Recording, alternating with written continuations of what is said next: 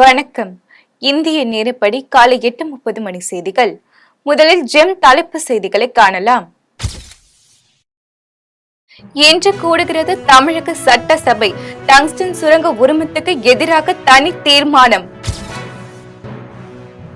வலுவடைகிறது காற்றழுத்த தாழ்வு பகுதி. நாளை முதல் கனமழைக்கு வாய்ப்பு. வானிலை ஆய்வு மையம் தகவல். புதுச்சேரி முன்னாள் முதலமைச்சர் எம்டிஆர் ராமச்சந்திரன் மறைவு. முதலமைச்சர் மு.க. ஸ்டாலின் இரங்கல். சென்னையில் மனநலம் குன்றிய கல்லூரி மாணவி கூட்டு பாலியல் வன்கொடுமை. தமிழக எதிர்க்கட்சித் தலைவர் எடப்பாடி பழனிசாமி கண்டனம். திருவண்ணாமலையில் தீபத் திருவிழா. இன்று முதல் 16ஆம் தேதி வரை பள்ளிகளுக்கு விடுமுறை. மாவட்ட முதன்மை கல்வி அலுவலர் அறிவிப்பு. சிரியாவில் ஆசத் ஆட்சி முடிவுக்கு இஸ்ரேல் பிரதமர் நெதன்யாகு வரவேற்பு. 11வது இந்தியன் சூப்பர் லீக் கால்பந்து போட்டி. நார்த் ஈஸ்ட் யுனைடெட் அணியை வீழ்த்தி மோகன் பகான் அணி வெற்றி. ஆசத் ஆட்சி சரிவு நீதிக்கான வரலாற்று செயல். அமெரிக்க ஜனாதிபதி பைடன் புகழாரம். இனி விரிவான செய்திகளை காணலாம். தமிழக சட்டசபை இன்று கூடுகிறது. தமிழக சட்டசபை இன்று கூடும் என்று பேரவைத் தலைவர் அப்பாவு அறிவித்திருந்தார். அதன்படி இன்று காலை 9:30 மணிக்கு தொடங்கும் கூட்டத்தில் மறைந்த முன்னாள் உறுப்பினர்களுக்கு இரங்கல் தெரிவிக்கப்படுகிறது. அதன் பின்னர் கேள்வி நேரம் தொடங்குகிறது. ஆளுங்கட்சி மற்றும் எதிர்க்கட்சி உறுப்பினர்களின் கேள்விகளுக்கு துறை சார்ந்த அமைச்சர்கள் பதில் அளிப்பார்கள். தொடர்ந்து 2024-2025 ஆண்டில் ஏற்பட்ட கூடுதல் செலவுக்காக துணை பட்ஜெட் தாக்கல் செய்யப்பட உள்ளது. பின்னர் அரசினர் தனி தீர்மானம் ஒன்று கொண்டுவரப்பட இருக்கிறது. அதன்படி மதுரை மாவட்டத்தில் இந்துஸ்தான் ஜிங்க் லிமிடெட் நிறுவனத்தின் வழங்கப்பட டங்ஸ்டன் சுரங்க உரிமை உடனடியாக ரத்து செய்திடவும், சம்பந்தப்பட்ட மாநில அரசின் அனுமதியின்றி சுரங்க உரிமை ஏலங்களை மேற்கொள்ளக்கூடாது என்றும் மத்திய அரசை வலியுறுத்தி தீர்மானம் நிறைவேற்றப்பட உள்ளது. புதுச்சேரி முன்னாள் முதலமைச்சர் எம்டிஆர் ராமச்சந்திரன் மறைவுக்கு முதலமைச்சர் மு.க. ஸ்டாலின் இரங்கல் தெரிவித்துள்ளார். புதுச்சேரி முன்னாள் முதலமைச்சர் எம்டிஆர் ராமச்சந்திரன் வயது மூப்பு காரணமாக நேற்று இரவு காலமானார். உடல்நலக்குறைவு காரணமாக கடந்த சில நாட்களாக சென்னையில் உள்ள தனியார் மருத்துவமனையில் சிகிச்சை பெற்று வந்த நிலையில் சிகிச்சை பலனின்றி உயிரிழந்தார். அவரது இறுதி சடங்கு இன்று நடைபெற உள்ளதாக தகவல் வெளியாகியுள்ளன.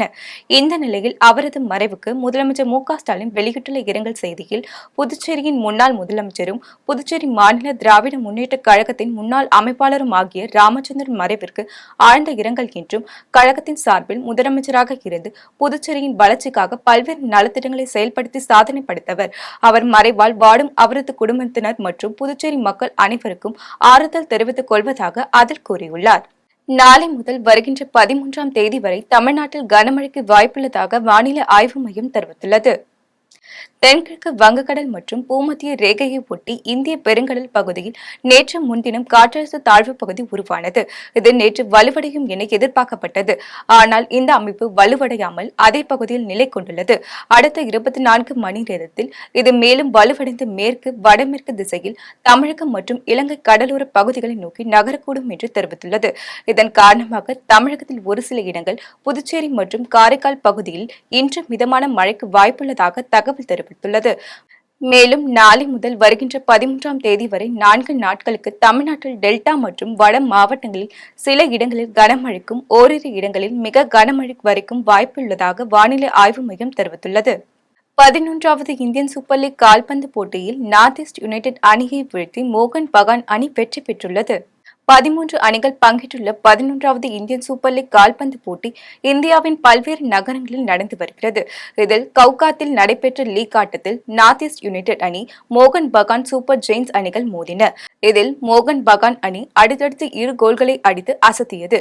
போட்டியின் இறுதியில் 2-0 என்ற கோல் கணக்கில் நார்த் ஈஸ்ட் யுனைடெட் அணியை வீழ்த்தி மோகன் பகான் அணி வெற்றி பெற்றது. கடலூர் மாவட்டத்தில் பெஞ்சல் புயல் மழை மற்றும் வெள்ள சேதங்களை மத்திய குழுவினர் பார்வையிட்டு ஆய்வு செய்தனர்.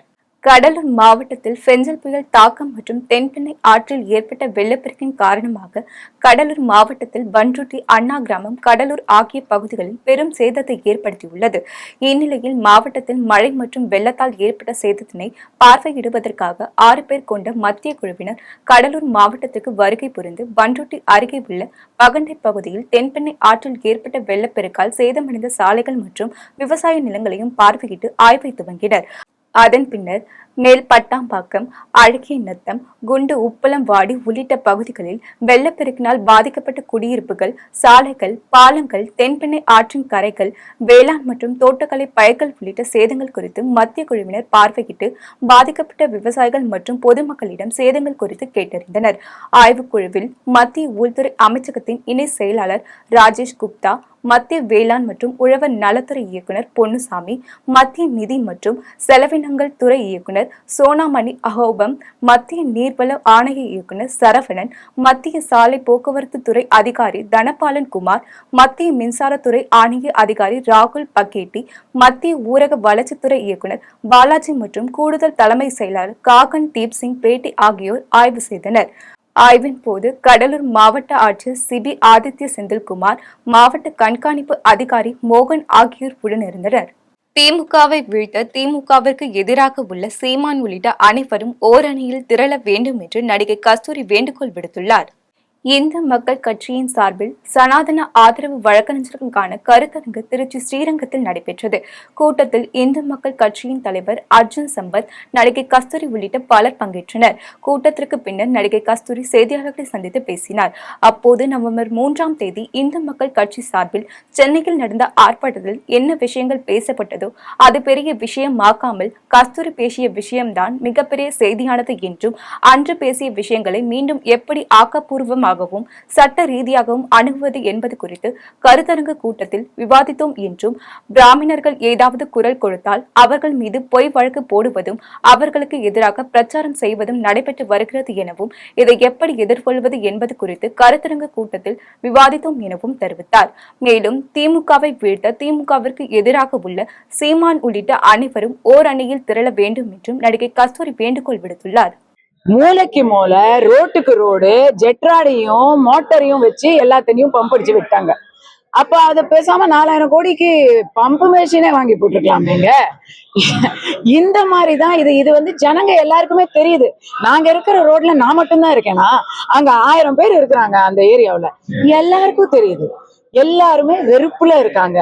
அதை மீறி திமுக ஜெயிக்கணும்னா இன்னைக்கு எல்லாரும் தனித்தனியா இருக்காங்க பாருங்க, அப்போ திமுக ஜெயிப்பாங்க. அதனால அவங்க விஜய கொஞ்சம் அப்படி உசுப்பேத்தி விடுறது, இபிஎஸ் உசுப்பேத்தி விடுறது, அண்ணாமலை அவர்களை உசுப்பேத்தி விடுறது, இப்படி அப்படி பண்ணி டிவைட் அண்ட் ரூல் பண்ணிக்கிட்டு இருக்காங்க. சீமான் அவர்கள் ஏற்கனவே சொல்லிட்டாரு, எங்கேயும் போக மாட்டேன், நான் தனியா நிப்பேன்னு. நான்லாம் எனக்கு நான் உள்ள போனப்போ முதல் ஆதரவு குரல் கொடுத்தது சீமான் ஐயா. அண்ணன் சீமான் அவர்களுக்கு நான் வெளியே நான் நன்றி சொன்னேன். அந்த நன்றியோட வெளிப்பாட சொல்றேன். அவரை என்ன திட்டினாலும் பரவாயில்ல. எல்லாரும் சேர்ந்து மக்களுடைய ஒரே ஆசை திமுகவை வெளியேற்றணுங்கிறது. அதை பண்ணிட்டு அதுக்கப்புறம் உங்களுடைய கொள்கையை பாருங்கன்னு நான்லாம் சொல்றேன். கடலூரில் பெஞ்சல் புயலால் பாதிக்கப்பட்ட மக்களுக்கு தொழிலதிபர் துபாய் ரவி அத்தியாவசிய பொருட்களை வழங்கினார். கடலூர் மாவட்டம் பெஞ்சல் புயலால் கடுமையாக பாதிக்கப்பட்டதை அறிந்த திட்டக்குடியை சேர்ந்த தொழிலதிபர் துபாய் ரவியின் KRG குழுமத்தின் சார்பில் பாதிக்கப்பட்ட 3000 குடும்பங்களுக்கு அரிசி, மளிகை பொருட்கள் அடங்கிய அத்தியாவசிய பொருட்களை தொழிலதிபர் துபாய் ரவி வீடு வீடாக சென்று வழங்கினார்.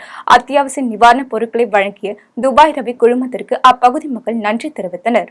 மாற்றுத்திறனாளிகளுக்கு உதவுவதற்கு நிதி திரட்டும் வகையில் கோயம்புத்தூர் கோல்ஃப் கிளப் செஷாயர் மாற்றுத்திறனாளிகள் அறக்கட்டளை இணைந்து சேரிட்டி கோப்பைக்கான கோல்ஃப் போட்டியை நடத்தியது.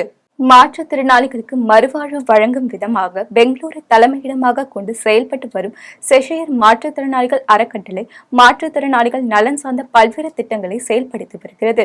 இந்நிலையில் மாற்றுத்திறனாளிகளுக்கு உதவுவதற்கு நிதி திரட்டும் வகையில் கோயம்புத்தூர் கோல்ஃப் கிளப்புடன் செஷையர் மாற்றுத்திறனாளி அறக்கட்டளை இணைந்து சாரிட்டி கோப்பைக்கான கோல்ஃப் போட்டியை நடத்தியது. தொடர்ந்து 2வது சீசனாக செட்டிப்பாளையம் பகுதியில் உள்ள கோல்ஃப் கிளப் புல்வெளி நடைபெற்ற போட்டியில் இந்தியாவின் பல்வேறு பகுதிகளில் இருந்தும் 96 கோல்ஃப் வீரர்கள் 4 அணிகளாக கலந்து கொண்டனர். இதுகுறித்து செஷாயர் அறக்கட்டளை துணைத் தலைவர் VR Naren, Coimbatore golf club தலைவர் கோபிநாத், செயலாளர் துரைராஜ், கேப்டன் அஸ்வின் சந்திரன், செஷியார் அறக்கட்டளை பொருளாளர் ரவிச்சந்திரன் ஆகியோர் கூட்டாக இணைந்து செய்தியாளர்களிடம் தெரிவிக்கையில், மாற்றுத்திறனாளிகளுக்கு வந்துட்டு நிறைய உதவிகள் பண்ணுறோம். ஒன்று வந்துட்டு எல்ஆர்சின்னு சொல்லிட்டு லைவ்லிஹுட் ரிசோர்ஸ் சென்டர்னு ஒன்று இருக்குது. லைவ்லிஹுட் ரிசோர்ஸ் சென்டரில் வந்து மாற்றுத்திறனாளிகளுக்கான பயிற்சி அளிக்கிறோம்.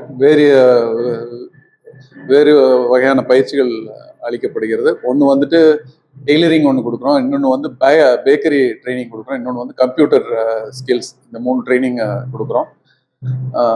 அடுத்தது வந்துட்டு பேராப்ளஜியா ரீஹாபிலிட்டேஷன் சென்டர்னு ஒன்று இருக்குது. அதில் வந்துட்டு தெரப்பி, ஃபிசியோதெரப்பி வந்து டெய்லி ஒரு 15லேருந்து 20 பேர் வந்து அங்கே வந்து ஃபிசியோதெரப்பி இலவசமாக பெற்றுக்கிறாங்க. 3 ஃபிசியோதெரபிஸ்ட் இருக்காங்க, குவாலிஃபைடு ஃபிசியோதெரபிஸ்ட் இருக்காங்க.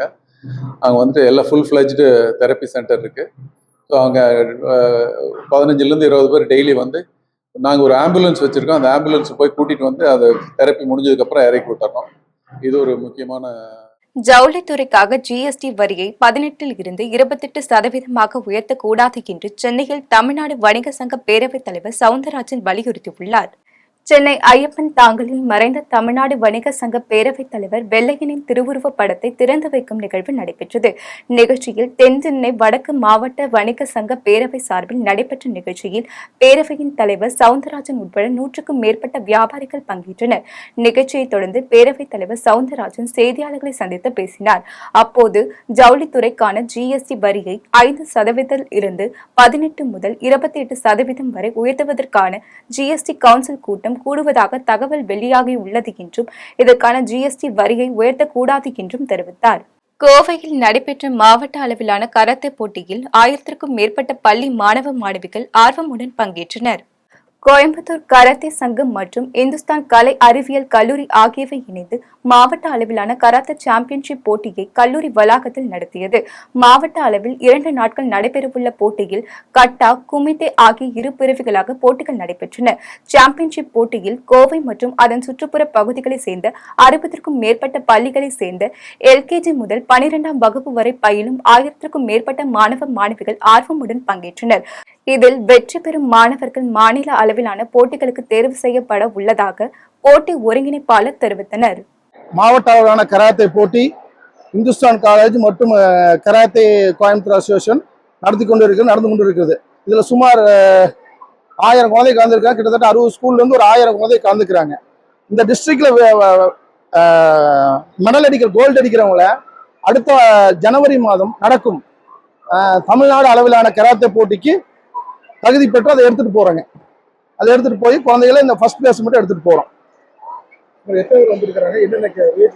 இதுல பாத்தீங்கன்னா ஃபர்ஸ்ட் எல்கேஜி முதல் 12th ஸ்டாண்டர்ட் வரைக்கும் இருக்காங்க. அதுக்கப்புறம் நாளைக்கு பாத்தீங்கன்னா ஓப்பன் கேட்டகரி, அதாவது மென்ஸ், எல்லா மென்ஸ் வரைக்கும் மென்ஸ் வெயிட் கேட்டகரிங்க. அது ஏஜ்னு கணக்கே கிடையாது, கராட்டேக்கு வயசே கிடையாது. 5 வயது முதல் எந்த வயசு வேணாலும் கலந்துக்கலாம். வெயிட் கேட்டகரி அந்த வெயிட் கேட்டகரிக்கு இது பண்ணிடுவோம். அதுல ஜெயிக்கிறவங்களுக்கு நாங்க எடுத்துட்டு போவோம். திருவண்ணாமலையில் மண் சரிவு ஏற்பட்ட அண்ணாமலையார் மலை மீது புவியியல் மற்றும் சுரங்கத்துறை வல்லுநர் குழுவினர் மண் ஆய்வு செய்தனர். திருவண்ணாமலை அருள்மிகு அருணாச்சலேஸ்வரர் திருக்கோவிலில் ஆண்டுதோறும் நடைபெறும் கார்த்திகை தீப திருவிழா அன்று மாலை 6 மணிக்கு 2668 அடி உயரம் கொண்ட மலை உச்சியின் மீது மகா தீபம் ஏற்றப்படுகிறது. மகா தீபம் ஏற்றப்படும் மலை உச்சிக்கு சென்று பக்தர்கள் வழிபட ஆண்டுதோறும் 2000 பேர் அனுமதிக்கப்பட்டு வந்தனர். பெஞ்சல் புயல் மழையினால் அண்ணாமலையார் மலையில் மண் சரிவு ஏற்பட்டு 7 பேர் உயிரிழந்தனர். இந்த நிலையில் கார்த்திகை தீப திருவிழா தொடங்கி வரும் 13ஆம் தேதி நடைபெறும் தீப திருவிழாவில் மலை உச்சியில் மகா தீபம் ஏற்றப்பட உள்ளதால் அன்று பக்தர்களை மலை மீது ஏற்ற மலை தன்மை உள்ளதா என்று ஆய்வு செய்ய தமிழக அரசு வல்லுநர் குழுவை அமைத்தது. இதனையடுத்து சென்னை அண்ணா பல்கலைக்கழக புவியியல் துறை தலைவர் பிரேமலதா தலைமையிலான மத்திய புவியியல் துறை வல்லுநர்கள் மற்றும் சுரங்கத்துறை வல்லுநர்கள் என 8 பேர் கொண்ட குழுவினர் அண்ணாமலையார் மலை மீது சென்று மண் ஆய்வு செய்தனர். வல்லுநர்கள் ஆய்வு செய்து அறிக்கை சமர்ப்பித்த பின்னர் மலையில் பக்தர்கள் அனுமதிக்கப்படுவார்களா என்பது குறித்து அடுத்த கட்ட நடவடிக்கை மேற்கொள்ளப்படும் என்று மாவட்ட ஆட்சியர் பாஸ்கர பாண்டியன் தெரிவித்துள்ளார். 8 நபர்களை கொண்ட குழுவானது இந்த மலையில் ஆய்வு செய்து அறிக்கையை அரசுக்கு உடனடியாக சமர்ப்பிக்க உத்தரவிட்டிருக்கின்றார். அந்த அடிப்படையில் நேற்றைய தினம் குழுவானது அனைவரும் இங்கே வந்திருக்கின்றார்கள். இந்த குழுவில் ஜியாலஜி சர்வே ஆஃப் இந்தியாவை சேர்ந்த 2 நபர்களும் இருக்கின்றார்கள். இவர்கள் அனைவரும் நேற்றைய தினமே என்னென்ன முன்னேற்பாடுகள், பாதுகாப்பு ஏற்பாடுகள் செய்ய வேண்டும் என்பதன் அடிப்படையில் காவல்துறையினுடைய கண்காணிப்பாளர் மற்றும் தீயணைப்பு துறை, டிடி ஹெல்த், ஜேடி ஹெல்த் ஆகியோர்களை கொண்டு அந்த கூட்டம் நடத்தப்பட்டு போதிய முன்னேற்பாடுகளுடன் இங்கே அவர்களை அனுப்பி வைக்கப்படுகின்றார்கள். உடன் மருத்துவர்களும் செல்கின்றார்கள். அது மட்டுமின்றி அந்த மலையினுடைய அடிவாரத்தில் ஒரு ஆம்புலன்ஸும் தேவையான மருத்துவ வசதியும் செய்யப்பட்டிருக்கின்றது. மலை ஏறுபவர்களுக்கு தேவைப்படுகின்ற மருத்துவ மருந்து பொருட்கள், அது மட்டுமின்றி அவருடைய பிபி செக் பண்ணுவதற்காகவும், ஆக்சிஜன் செக் பண்ணுவதற்காகவும், பாம்பு கடி போன்ற நேர்வுகளில் மருந்து வழங்குவதற்காக ஏஎஸ்பியும் அவருடன் எடுத்துச் செல்கின்றார்கள். இந்த குழுவானது இன்றைய தினம் ஆய்வினை மேற்கொண்டு அறிக்கையை அரசுக்கு சமர்ப்பிக்கும். சூளகிரி அருகே பல ஆண்டுகளாக சாலை வசதி, குடிநீர் வசதி உள்ளிட்ட அடிப்படை வசதிகளை செய்து தர வேண்டும் என மாவட்ட நிர்வாகத்திற்கும் அரசிற்கும் தாசம்பட்டி கிராம மக்கள் கோரிக்கை விடுத்துள்ளனர். கிருஷ்ணகிரி மாவட்டம் சூளகிரியை அடுத்த மாரணம்பள்ளி ஊராட்சிக்குட்பட்ட தாசம்பட்டி என்ற கிராமத்தில் 20க்கும் மேற்பட்ட வீடுகளில் 2 தலைமுறைகளாக மக்கள் வசித்து வருகின்றனர். இந்நிலையில் பல ஆண்டுகளாக இந்த கிராமத்திற்கு குடிநீர், மின்கம்பம், கழிவுநீர் கால்வாய், சாலை உள்ளிட்ட எந்த அடிப்படை வசதிகளும் ஊராட்சி நிர்வாகம் செய்து தரவில்லை என கிராம மக்கள் குற்றம் சாட்டி வருகின்றனர். இது தொடர்பாக பலமுறை அதிகாரிகளை சந்தித்து மனு அளித்தும் இதுவரை எவ்வித நடவடிக்கையும் எடுக்கப்படவில்லை என்று அப்பகுதி மக்கள் வேதனையுடன் தெரிவிக்கின்றனர். 2 தலைமுறைகளாக இன்னும் அடிப்படை வசதிகளுக்காக அரசை கையேந்தி நிற்கும் நிலை இருப்பதால் கிராம மக்களின் கோரிக்கையை ஏற்று வளரும் தலைமுறைகளின் நலனுக்காக அனைத்து அடிப்படை வசதிகளும் செய்து தர வேண்டும் என்று அப்பகுதி மக்கள் வேண்டுகோள் விடுத்துள்ளனர். தார் ரோடு சரியா இல்லை, அந்த கால்வா போகுது, அந்த கால்வா போறதுக்கும் வழி இல்லை. எதுவுமே கால்வா கட்டித்தர சொல்லணும், அதுவும் கட்டித்தரல. பிடிஏ சொல்லிட்டோம், பிடிஏ கிட்ட சொல்லணும், அதுவும் அவர் கண்டுக்கல. வரேன்னு சொன்னார், வரல. தலைவர் சொன்னோம், தலைவரும் கேட்கல. கிராம சபை கூட்டத்தில் நிறைய டைம் நான் சொல்லிட்டேன், அதையும் கண்டுக்கல. கிளர்க்கு சொன்னா கிளர்க்கும் கண்டுக்க மாட்டாரு. எங்க ஊர் ஆப்ரேட்டருக்கு வாப்பா தண்ணி மட்டும் மாற்றி கொடுன்னு சொன்னாக்க அவர் என்ன பண்ணுறாரு, எனக்கு யாரும் சம்பளம் தரதில்ல, நான் ஏன் பண்ணணும்னு சொல்லிட்டு அவர் ஒரு மாதிரியே போகிறாரு. நெக்ஸ்ட் வந்து எங்கள் ஊர் அந்த இது கரண்ட் கம்பம் இருக்குது, அந்த கரண்ட் கம்பத்தில் வந்து சரியான லைட் ஏறதில்ல, லைட் உடஞ்சுனுக்குது. அதை கூட மாற்றி தர மாட்டாங்க. கம்பு இடிஞ்சு உள்ள நிலையில் இருக்குது, அதை கூட அவங்க ரெடி பண்ணி தர மாட்டாங்க. நாங்கள் எங்கே போய் நம்ம கவர்மெண்ட் சொன்னால் கவர்மெண்ட் கேட்க மாட்டாங்க. நாங்கள் வேறு எங்கே போகணும்னு சொன்னால் நாங்கள் போகிறோம், ஊருக்கார சார்பில் எங்கேனாலே போகிறோம். ராமநாதபுரத்தில் வல்லப்பை ஐயப்பன் திருக்கோவிலில் பொன்னூஞ்சல் ஆடும் வைபவத்தில் 20க்கும் மேற்பட்ட கிராமங்களை சேர்ந்த பக்தர்கள் சுவாமி தரிசனம் செய்தனர். ராமநாதபுரம் மாவட்டம் ரெகுநாதபுரம் வல்லப்பை ஐயப்பன் திருக்கோவிலில் பொன்னூஞ்சல் ஆடும் ஐயப்பன் வைபவம் வெகு விமர்சையாக நடைபெற்றது. முன்னதாக அதிகாலை முதலில் 4 மணி அளவில் கணபதி ஹோமம் நடைபெற்றது. இதனைத் தொடர்ந்து ஐயப்பனுக்கு பால், இளநீர், முன்னீர், சந்தனம், நெய் உள்ளிட்ட திரவியங்களால் அஸ்தாபிஷேகம் மிக சிறப்பாக நடைபெற்றது. இதனையடுத்து 18 படிகளுக்கு திருவிளக்கு சிறப்பாக ஆராதனை நடைபெற்றது. நிகழ்ச்சியில் சிறு குழந்தைகள் ஐயப்பன் வீட்டிற்கும் ஊஞ்சலை ஆட்டி பாடலை பாடி தங்களது நேர்த்திக்கடனை நிறைவேற்றினர். இதில் 20க்கும் மேற்பட்ட கிராமங்களை சேர்ந்த பக்தர்கள் கலந்து கொண்டு சுவாமி தரிசனம் செய்தனர். இதனைத் தொடர்ந்து கலந்து கொண்ட பக்தர்கள் அனைவருக்கும் கோவில் நிர்வாகம் சார்பில் அன்னதானம் வழங்கப்பட்டது. திருவள்ளூரில் அரசு பேருந்தில் பயணித்த பெண் பயணி ஒருவர் பேருந்தில் இருந்து கீழே தவறி விழுந்து உயிரிழந்த சம்பவம் சோகத்தை ஏற்படுத்தியது. திருவள்ளூர் மாவட்டம் பெரியபாளையம் அடுத்த மானந்தூர் கிராமத்தை சேர்ந்த கவிதா என்பவர் ஆரணியில் உள்ள தனது உறவினர் வீட்டிற்கு செல்வதற்காக திருவள்ளூரில் இருந்து கும்மிடிப்பூண்டி நோக்கி சென்ற அரசு பேருந்தில் ஏறி பயணித்தார். அப்போது பின் சீட்டில் இருந்து முன்பக்கம் உள்ள சீட்டில் அமர்வதற்காக எழுந்தபோது சிறு பள்ளத்தில் பேருந்து ஏறி இறங்கியதில் எதிர்பாராத விதமாக கவிதா பேருந்தில் இருந்து தவறி கீழே விழுந்து பரிதாபமாக உயிரிழந்தார். இதுகுறித்து தகவல் அறிந்து வந்த பெரியபாளையம் காவல்துறையினர் உடலை கைப்பற்றி பிரேத பரிசோதனைக்காக அரசு மருத்துவமனைக்கு அனுப்பி வைத்தனர். மேலும் புகாரின் அடிப்படையில் காவல்துறையினர் வழக்கு பதிவு செய்து பேருந்து ஓட்டுநர் ரமேஷ் மற்றும் நடத்துனர் முனுசாமி ஆகியோரிடம் விசாரணை மேற்கொண்டு வருகின்றனர். சேலத்தில் சரபங்கா ஆற்றை கடக்க முற்பட்ட போது ஆற்றில் அடித்து செல்லப்பட்ட மூதாட்டியை 18 மணி நேர தேடுதலுக்கு பின்னர் தீயணைப்புத் துறையினர் சடலமாக கண்டெடுத்தனர். சேலம் மாவட்டம் சங்ககிரி அடுத்துள்ள காவேரிப்பட்டி ஊராட்சிக்குட்பட்ட சென்றையனூர் பகுதியைச் சேர்ந்த ஆராயி என்பவர் மாலை வேளையில் தனது மகனின் வீட்டிற்கு செல்வதற்காக சரபங்கா ஆற்றை கடந்து சென்றபோது ஆற்று நீரில் அடித்து செல்லப்பட்டு மாயமானார். இதுகுறித்து தகவல் அறிந்து வந்த தேவூர் காவல்துறையினர் மற்றும் தீயணைப்புத் துறையினர் பொதுமக்கள் உதவியுடன் மூதாட்டியை பரிசல் மூலம் தேடும் பணியில் ஈடுபட்டனர். இதனைத் தொடர்ந்து 18 மணி நேர தேடுதலுக்கு பின்னர் மூதாட்டியை சடலமாக மீட்டெடுத்தனர். இதனைத் தொடர்ந்து காவல்துறையினர் மூதாட்டியின் உடலை கைப்பற்றி பிரேத பரிசோதனைக்காக எடப்பாடி அரசு மருத்துவமனைக்கு அனுப்பி வைத்தனர். மேலும் இதுகுறித்து வழக்கு பதிவு செய்து தேவூர் காவல்துறையினர் தீவிர விசாரணை மேற்கொண்டு வருகின்றனர். கடலூரில் குடும்ப தகராறு காரணமாக பெண் தனது 2 குழந்தைகளுடன் தற்கொலை செய்து கொண்ட சம்பவம் அப்பகுதியில் சோகத்தை ஏற்படுத்தியுள்ளது. கடலூர் மாவட்டம் வேப்பூர் அடுத்த மாளிகைமேடு கிராமத்தை சேர்ந்த அன்பழகன் நித்யா தம்பதியினருக்கு அனீஷ் என்ற 5 வயது மகன் மற்றும் கோபிகா என்ற 2 வயது பெண் குழந்தை உள்ளனர். இந்நிலையில் அன்பழகன் மற்றும் நித்யா ஆகிய இருவருக்கும் அடிக்கடி தகராறு ஏற்பட்டு வந்ததாக கூறப்படுகிறது. இதனால் மனமுடைந்த நித்யா தனது 2 குழந்தைகளுடன் கிராமத்தின் அருகில் உள்ள கிணற்றில் குதித்து தற்கொலை செய்து கொண்டார். இதுகுறித்து தகவல் அறிந்து வந்த காவல்துறையினர் 3 பேரின் உடலையும் மீட்டு பிரேத பரிசோதனைக்காக முண்டியம்பாக்கம் அரசு மருத்துவமனைக்கு அனுப்பி வைத்ததுடன் கணவர் அன்பழகனிடம் விசாரணை மேற்கொண்டு வருகின்றனர். 2 குழந்தைகளுடன் தாய் கிணற்றில் குதித்து தற்கொலை செய்து கொண்ட சம்பவம் அப்பகுதியில் பெரும் சோகத்தை ஏற்படுத்தியுள்ளது. கள்ளக்குறிச்சியில் பெஞ்சல் புயலால் பாதிக்கப்பட்ட நெற்பயிர்களை வேளாண்மைத்துறை அதிகாரிகள் நேரில் பார்வையிட்டு உரிய நிவாரணம் வழங்க வேண்டும் என விவசாயிகள் கோரிக்கை விடுத்துள்ளனர். கள்ளக்குறிச்சி மாவட்டம் உளுந்தூர்பேட்டை மற்றும் அதனை சுற்றியுள்ள 100க்கும் மேற்பட்ட கிராமங்களில் சுமார் 1000 ஏக்கர் பரப்பளவில் விவசாயிகள் சம்பா சாகுபடி செய்திருந்தனர். இந்நிலையில் பெஞ்சல் புயல் காரணமாக பெரும்பாலான ஏரி குளங்களில் நிரம்பி உபரி நீர் வெளியேறி விவசாய நிலங்களில் சூழ்ந்ததால் நெற்பயிர்கள் சேதமடைந்தது. ஏக்கருக்கு ரூபாய் 30,000 செலவு செய்யப்பட்டுள்ள நிலையில் பாதிக்கப்பட்ட விவசாய நிலங்களை வேளாண்மைத்துறை அதிகாரிகள் நேரில் பார்வையிட்டு ஆய்வு செய்து தங்களுக்கு உரிய நிவாரணம் வழங்க வேண்டும் என விவசாயிகள் கோரிக்கை விடுத்துள்ளனர். திருவண்ணாமலையில் கூலி தொழிலாளி ஒருவர் மர்மமான முறையில் உயிரிழந்த நிலையில் உயிரிழந்தவரின் உறவினர்கள் 50க்கும் மேற்பட்டோர் திடீர் சாலை மறியலில் ஈடுபட்டதால் பரபரப்பு ஏற்பட்டது. திருவண்ணாமலை மாவட்டம் ஆரணி அடுத்த விநாயகபுரம் கிராமத்தை சேர்ந்த கூலி தொழிலாளி சுரேஷ் என்பவர் 2 தினங்களுக்கு முன்பு அருகே உள்ள ஏரிக்கு மீன்பிடிக்க சென்றார். இந்நிலையில் நீண்ட நேரம் ஆகியும் சுரேஷ் வீடு திரும்பாததால் உறவினர்கள் தேடி பார்த்தபோது ஏரி அருகே சுரேஷின் ஆடைகள் இருந்ததை கண்டு அதிர்ச்சியடைந்தனர். இதுகுறித்து தகவல் அறிந்து வந்த ஆரணி தீயணைப்பு துறையினர் மற்றும் மீட்பு பணி வீரர்கள் 9 மணி நேர போராட்டத்திற்கு பிறகு சுரேஷின் சடலத்தை மீட்டனர். இந்நிலையில் தனது கணவர் இறப்பில் சந்தேகம் இருப்பதாக கூறி அவரது மனைவி மற்றும் உறவினர்கள் என 50க்கும் மேற்பட்டோர் திடீர் சாலை மறியலில் ஈடுபட்டனர். இதுகுறித்து தகவல் அறிந்து வந்த களம்பூர் காவல்துறையினர் முறையான விசாரணை மேற்கொள்ளப்படும் என்று உறுதியளித்ததை அடுத்து அனைவரும் கலைந்து சென்றனர். இலங்கையில் இருந்து சென்னை வந்த பயணியை சுங்கத்துறை அதிகாரி அடித்து துன்புறுத்தியதாக பயணி ஒருவர் வெளியிட்டுள்ள வீடியோ தற்போது சமூக வலைதளங்களில் வைரலாகி பரபரப்பை ஏற்படுத்தியது. சென்னை சர்வதேச விமான நிலையத்தில் சுங்கத்துறை அதிகாரிகள் பயணிகளை தொடர்ந்து கண்காணித்து வருகின்றனர்.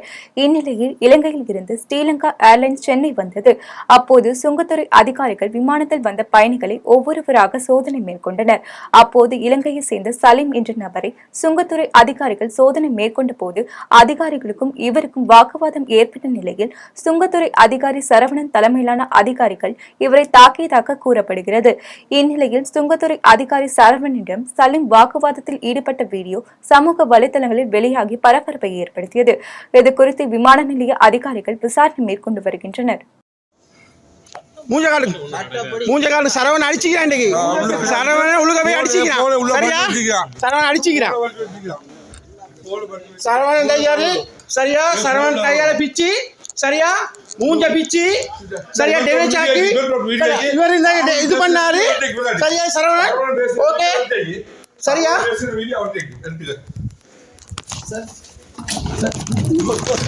டிடிவி தினகரன் பிறந்த நாளையொட்டி திருப்பூரில் நடைபெற்ற மாரத்தான் போட்டியில் ஏராளமான பள்ளி மாணவர்கள் பங்கேற்று பாலின சமத்துவம் குறித்து வலியுறுத்தினர். திருப்பூரில் டிடிவி தினகரன் பிறந்த நாளையொட்டி பாலின சமத்துவத்தை வலியுறுத்தி பள்ளி மாணவர்கள் பங்கேற்ற மாரத்தான் போட்டி நடைபெற்றது. போட்டியில் வெற்றி பெற்ற மாணவர்களுக்கு டிடிவி தினகரன் பரிசளித்து வாழ்த்து தெரிவித்தார். இதன் பின்னர் செய்தியாளர்களை சந்தித்து பேசினார். அப்போது இரட்டை இலையை காட்டி எடப்பாடி பழனிசாமி மக்களை ஏமாற்ற முடியாது என்றும் அதிமுக பலவீனமாக உள்ளது என்றும் தெரிவித்தார். மேலும் நாங்கள் வலுவான தேசிய ஜனநாயக கூட்டணியில் இருக்கிறோம் என்றும் திமுகவை வீழ்த்துவதற்கு தமிழ்நாட்டு மக்கள் 2026 நடைபெறும் சட்டமன்ற தேர்தலில் தேசிய ஜனநாயக கூட்டணிக்கு மக்கள் வாக்களிக்க வேண்டும் என்றும் தெரிவித்தார். அம்மாவின் தொண்டர்கள் அனைவரும் ஒன்று சேரணுங்கிற நிலைப்பாடுதான் உண்மையான அம்மாவின் ஆட்சி வரணும்னு நினைக்கிறவங்களுக்கு. எடப்பாடி மாதிரி ஒரு சில சுயநலவாதிகள், பதவி வெறி பிடித்த தலைவர்கள், பணத்திற்குள்ள இருக்கிறவங்க வேற ஏதோ பகல் கனவு கண்டுட்டு இருக்காங்க. ஆனால் எனக்கு வருகின்ற தகவல்கள் அம்மாவின் உண்மையான தொண்டர்கள், அம்மாவின் கட்சியில் இருக்கிறவங்க இரட்டை இலை காட்டி இனி பழனிசாமி தங்களை ஏமாற்ற முடியாது, இரட்டை இலை நாளொரு மேனியும் பொழுது ஒரு வண்ணமாக பலவீனமாயிட்டு இருக்கு, அதனால அதையெல்லாம் சரி செய்து மீண்டும் அம்மாவின் ஆட்சி வரணும்னா திமுகவிற்கு பி டீமாக செயல்பட்டு கொண்டிருப்பவர்கள், திமுக வெற்றிக்கு மறைமுகமாக உதவி செய்பவர்களுக்கு தகுந்த பாடம் புகட்ட வேண்டும் என்று முயற்சி செய்வதாக தகவல் வருது. மூங்கில் துறைப்பட்டு ஆற்றில் ஏற்பட்ட வெள்ளப்பெருக்கால் வீட்டை இழந்த தம்பதியினர் சாலையோரத்தில் தங்கும் நிலை ஏற்பட்டுள்ளதால் மாற்று இடம் அமைத்து தர கோரி அரசு நடவடிக்கை எடுக்க வேண்டும் என கோரிக்கை விடுத்து வீடியோ ஒன்றை வெளியிட்டுள்ளனர். கள்ளக்குறிச்சி மாவட்டம் சங்கராபுரம் அடுத்த மூங்கில்துறை பட்டு ஆற்றில் ஏற்பட்ட வெள்ளப்பெருக்கால் 10க்கும் மேற்பட்ட வீடுகளில் தரைமட்டமாகியது. இந்நிலையில் ஆற்று வெள்ளத்தால் பாதிக்கப்பட்ட மணிகண்டன் ஸ்டெல்லா தம்பதியினர் மாற்று இடம் இல்லாமல் சாலையோரத்தில் தங்கும் அவலம் நிலை ஏற்பட்டுள்ளது. இதனிடையே திமுக சட்டமன்ற உறுப்பினர் மாற்று இடம் வழங்குவதாக கூறிய நிலையில் ஒரு வார காலமாகியும் இதுவரை எவ்வித நடவடிக்கையும் எடுக்காததால் சாலையோரத்தில் பாதுகாப்பின்றி தங்கியுள்ளதாக தம்பதியினர் குற்றம் சாட்டுகின்றனர். மேலும் தங்களுக்கு விரைவாக மாற்று இடம் வழங்கி எங்களுக்கு வாழ்வாதாரத்தை பாதுகாக்க வேண்டும் என கோரிக்கை வைத்து வீடியோ ஒன்றை வெளியிட்டுள்ளனர். திண்டுக்கல்லில் பட்டாளம்மன் திருக்கோவிலின் முக்கிய நிகழ்வான சேத்தாண்டி வேடம் போடும் நிகழ்வு கோலாகலமாக நடைபெற்றது. திண்டுக்கல் மாவட்டம் கொடைக்கானல் தாண்டிக்குடி கிராமத்தில் முத்தாலம்மன் பட்டாளம்மன் திருக்கோவிலின் உற்சவ திருவிழா சிறப்பாக தொடங்கியது. 3 நாட்கள் நடைபெறும் விழாவில் முதல் நாளில் கருப்பணி சுவாமிக்கு சேத்தாண்டி வேடம் போடும் நிகழ்வு நடைபெற்றது. இதில் தாண்டிக்குடி, மங்கலம் உள்ளிட்ட மலை கிராமங்களை சேர்ந்த 100க்கும் மேற்பட்ட ஆண் பக்தர்கள் ஒருவர் மீது ஒருவர் சேற்றினை பூசிக்கொண்டனர். இதனைத் தொடர்ந்து சேத்தாண்டி வேடம் போட்டும் தலையின் மண்களை வைத்தும் அதில் செடியினை வைத்தும் முக்கிய வீதியின் வழியாக ஊர்வலம் வந்து முத்தாலம்மனை வழிபட்டனர். மேலும் 2 வருடத்திற்கு ஒருமுறை நடைபெறும் விழாவில் பல்வேறு கிராமங்களை சேர்ந்த பக்தர்கள் கலந்து கொண்டு அம்மனை தரிசனம் செய்தனர். மீண்டும் ஜெம் தலைப்பு செய்திகள். இன்று கூடுகிறது தமிழக சட்டசபை. டங்ஸ்டன் சுரங்க உரிமத்துக்கு எதிராக தனி தீர்மானம். வலுவடைகிறது காற்றழுத்த தாழ்வு பகுதி. நாளை முதல் கனமழைக்கு வாய்ப்பு. வானிலை ஆய்வு மையம் தகவல். புதுச்சேரி முன்னாள் முதலமைச்சர் MTR ராமச்சந்திரன் மறைவு. முதலமைச்சர் மு க ஸ்டாலின் இரங்கல். சென்னையில் மனநலம் குன்றிய கல்லூரி மாணவி கூட்டு பாலியல் வன்கொடுமை. தமிழக எதிர்க்கட்சித் தலைவர் எடப்பாடி பழனிசாமி கண்டனம். திருவண்ணாமலையில் தீபத் திருவிழா. இன்று முதல் 16ஆம் தேதி வரை பள்ளிகளுக்கு விடுமுறை. மாவட்ட முதன்மை கல்வி அலுவலர் அறிவிப்பு. சிரியாவில் ஆசத் ஆட்சி முடிவுக்கு இஸ்ரேல் பிரதமர் நெதன்யாகு வரவேற்பு. 11வது இந்தியன் சூப்பர் லீக் கால்பந்து போட்டி. நார்த் ஈஸ்ட் யுனைடெட் அணியை வீழ்த்தி மோகன் பகான் அணி வெற்றி. ஆசத் ஆட்சி சரிவு நீதிக்கான வரலாற்று செயல். அமெரிக்க ஜனாதிபதி பைடன் புகழாரம். இத்துடன் ஜெம் செய்திகள் நிறைவடைகின்றன. மீண்டும் ஜெம் செய்திகள் மதியம் 3:30 மணிக்கு. உடனுக்குடன் செய்திகளை காண GemLive.tv என்ற இணையதளத்தில் இணைந்திருங்கள். நன்றி, வணக்கம்.